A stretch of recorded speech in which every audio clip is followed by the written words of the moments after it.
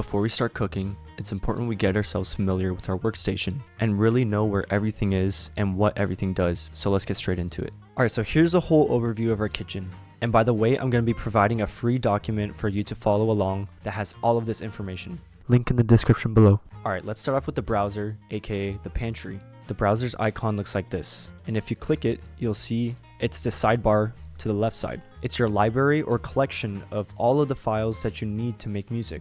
So if the browser is a pantry, then what are the ingredients? The ingredients would be any sample, which can be drums, vocals, instrument loops or one-shots, or any other audio file you can think of. And plugins can be synthesizers, instruments, or even effects. So when picking things in the browser and grabbing all of our ingredients, we call this process sound selection. And we're gonna need a place to put them all, and that place is gonna be our channel rack. You can think of the channel rack as our set of ingredients or our cutting board where we can prepare all of our ingredients. So let's go ahead and open the channel rack up by pressing this icon right here. And as you can see, all we have is a sampler. So let's go ahead and load some sounds into our channel rack. We can go into the browser here and click packs. This is where all of the samples that come with FL Studio are. If we go down and press drums, we can see all of the different drum types. Let's go ahead and click kicks. We can click on each one to hear how they sound. You can also use your arrow keys to go up or down to quickly scroll through the sounds and preview them.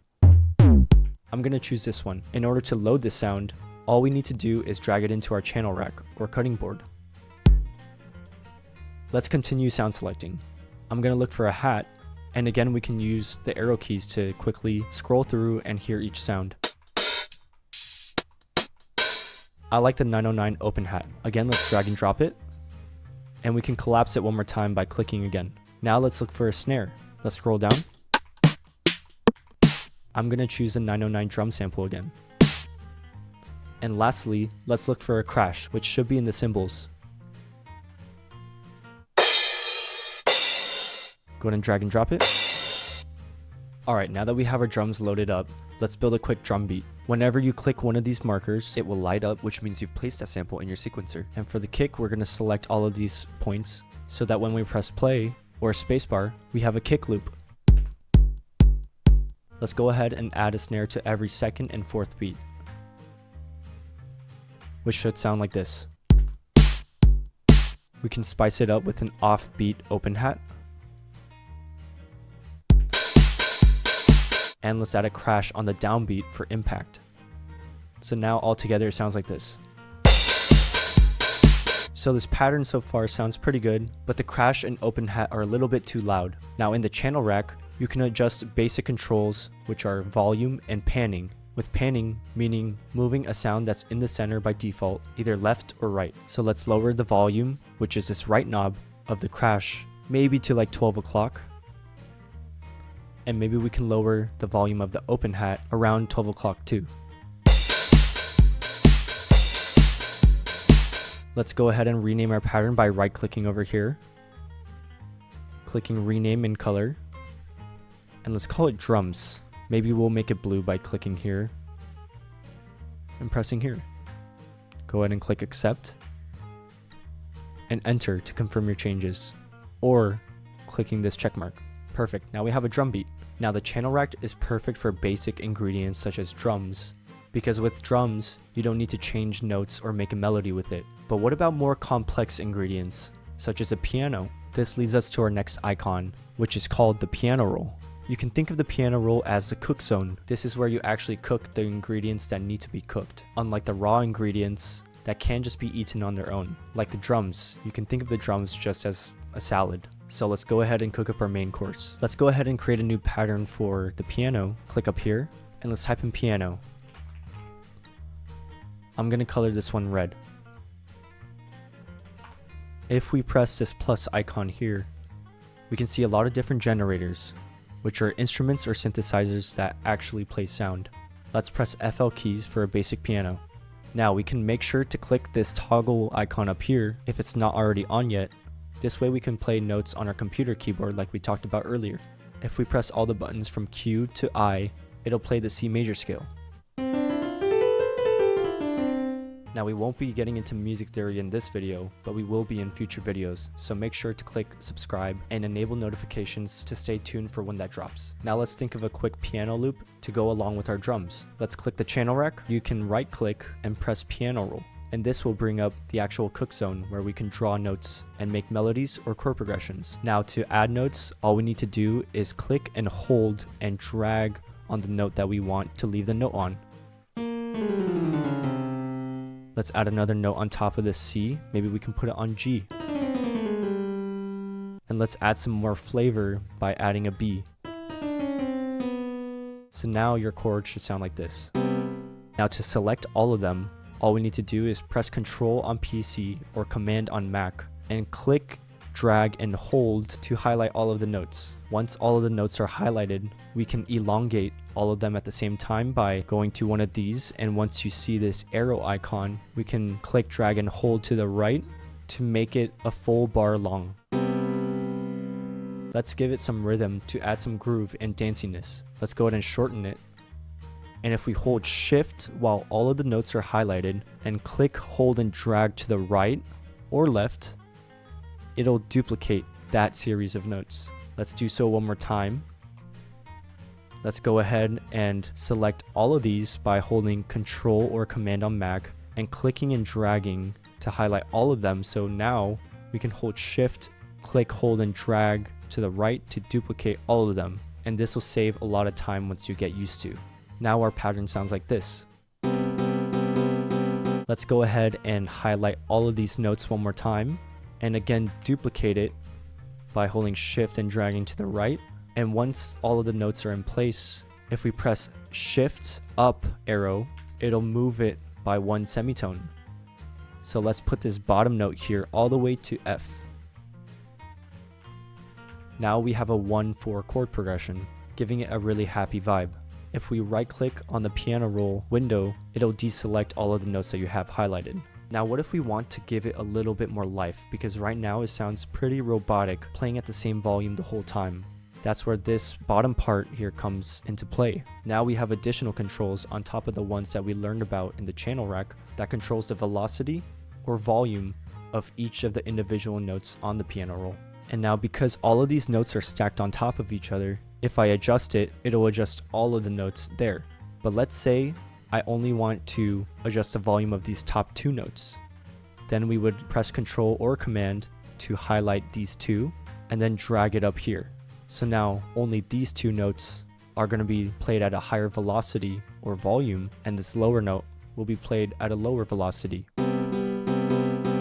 Notice the difference? As you can see, this bottom note here is a little bit dimmer, meaning it has less velocity. But what if we want to apply this modified note to the rest of our pattern? We can simply delete the note that should be replaced by right-clicking and holding shift and dragging this note over. Another way to mass delete multiple notes is if you Control, click, drag to select this note and keep holding Control but hold shift at the same time and click and drag to select multiple notes. And then we can press delete to delete both of the notes. So using the same logic, let's again hold Control Shift to select multiple notes. Let's hold Shift, click, and drag to duplicate, and then let's let go of Shift to be able to move it up and down. Now our pattern is fully updated with varying velocities, giving it a more human feel. Alright, here's a bonus tip. Let's go back into the channel rack. If you click on any of these ingredients in the channel rack, for example the crash, you can see there's a lot of knobs or parameters that we can adjust to tweak the sound. If it's a sample, which the crash is, it'll look like this. And since we already changed the volume in the channel rack, as you can see the volume knob here is already set to 12 o'clock. It has a lot of different in-depth controls, but we'll be reviewing that in a future video. Let's go ahead and close this crash out, and let's go back into the piano. Click FL keys. And when it comes to generators, which are synthesizers or instruments, they'll usually have their own special set of knobs. So let's go ahead and play the pattern and tweak the sound how we want to.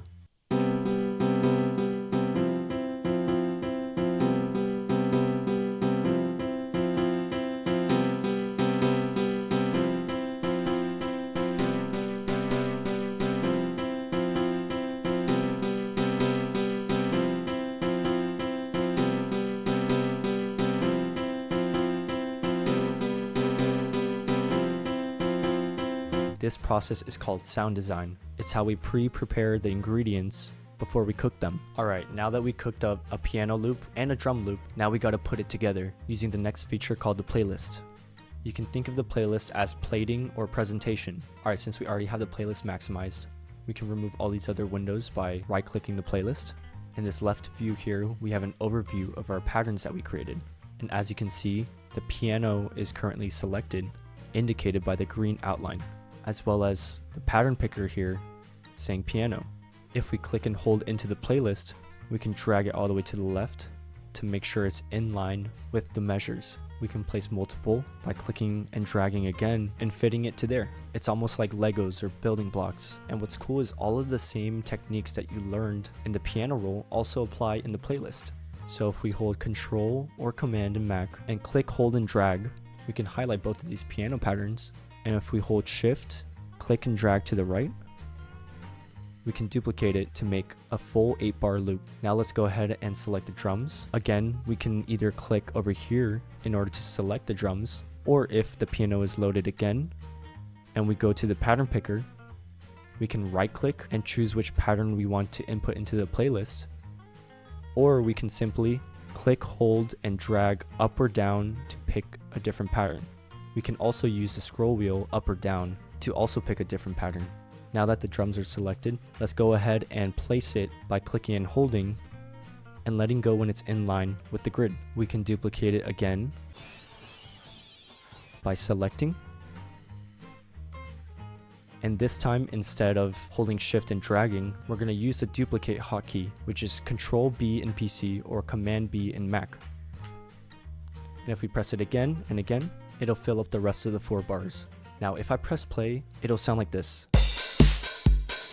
But where's the piano? Because we just put it into the playlist. Remember that pattern and song picker? We need to go up here and toggle song to make FL play using the playlist or timeline instead of the individual pattern. And this green indicator here, which you can also move by clicking at any point, or even clicking and holding and letting go where you want it to start. Now if we press play, it'll play the whole loop.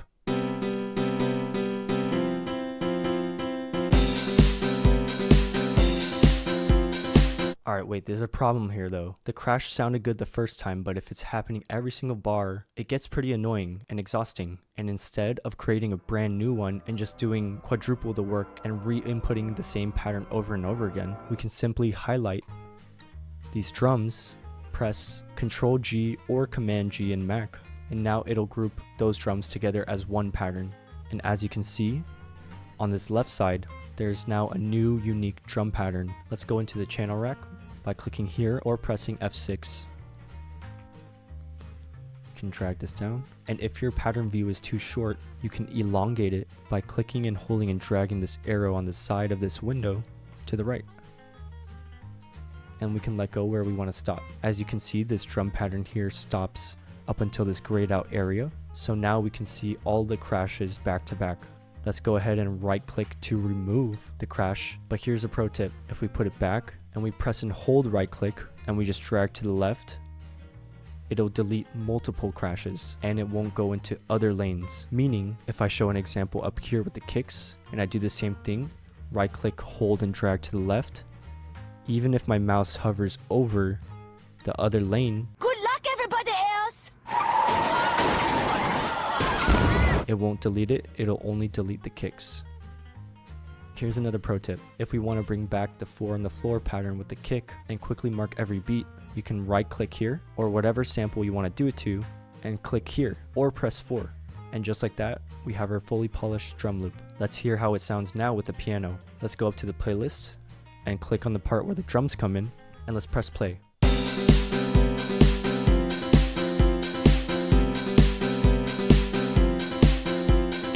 Now obviously this is a very basic beat, but as you can see, the playlist is where we plate everything, gather all of our separate ingredients that we've prepared and cooked to make the overall dish and make a full song. But wait, what if we try our dish and it tastes a little bit bland? Maybe it needs a little bit of sauce or seasoning, and that's where the final icon of death comes in. The mixer. This is where you do all of the sauce and the seasoning, and where we can give more flavor to each ingredient, or polish or finish the sound. Now to find the mixer, it's going to be located at the top over here.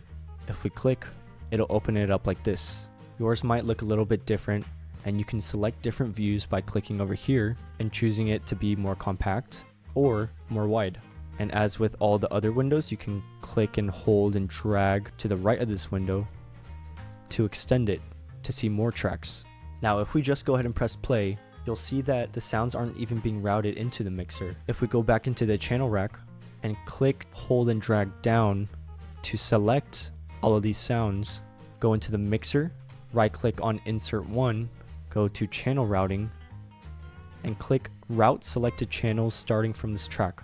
Now we have all of the individual sounds routed into the mixer. So now when we press play, we can see all of the sounds together. And now we have complete control over all of the sounds volumes in one place. So then what do I mean by sauce or seasoning if all it controls is volume? Well, similar to the channel rack, more than just volume, you can also control the panning.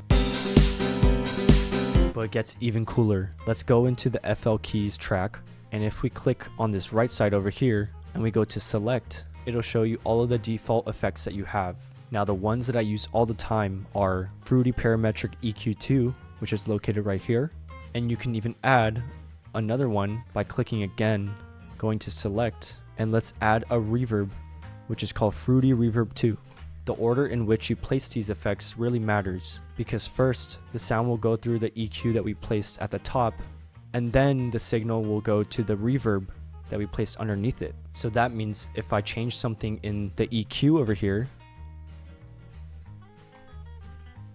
it will be applied to the reverb over here. Whereas if I go in and change a setting in the reverb, it won't go backwards. It'll simply just go down the rest of the chain until it goes directly into the master. So let's go ahead and solo the piano, meaning it'll mute everything else by holding Control or Command and clicking on this green button. And let's go ahead and mute the reverb by clicking on this green button so we can focus on what the EQ is doing first. Let's go ahead and double click the EQ to bring it to the top. And if we press play, it'll help you to actually visualize the sound. You can do some pretty cool things with the EQ, like make it sound muffled, or make it sound brighter. For now, I'm gonna leave it like this. Now, EQs are one of the most important effects that you really need to master as an advanced producer, but we'll be getting into that in a future video. When you think about food and you eat something that's very strong, it only works if there's only one strong flavor, or very few. Music is the same way. If there's a lot of different strong flavors at once that are competing for attention, it can overwhelm the listener and make it hard to follow along. That's why the mixer is so important, because here is where we find the balance of flavor and sound. Now the reason why I talk about that is because the EQ is one of the most important plugins that you can use when mixing. We'll be diving deeper into mixing and the fundamentals in a future video, but for now let's keep on moving. Let's revisit the reverb. We can go over here and let's turn it on by clicking this button right here. And let's go ahead and double click it to bring it back to the front. Now to show you what it really does, we can drag this wet fader right here all the way down so that it's completely dry, which means there is no effect on the sound. But listen to what happens when we slowly increase the wetness.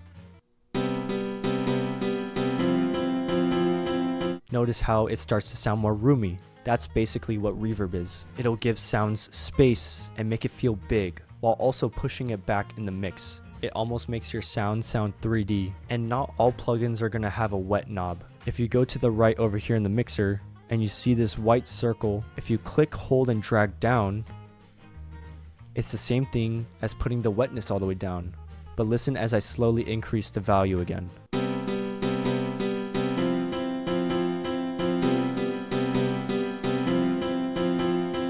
This is FL's wet knob for every single plugin that you have and want to use. Now let's unsolo the piano and bring back all of the sounds by holding Control or Command and clicking. When I play the track, I notice that the snare is way too loud. Let's bring it down to balance out the mix a little bit.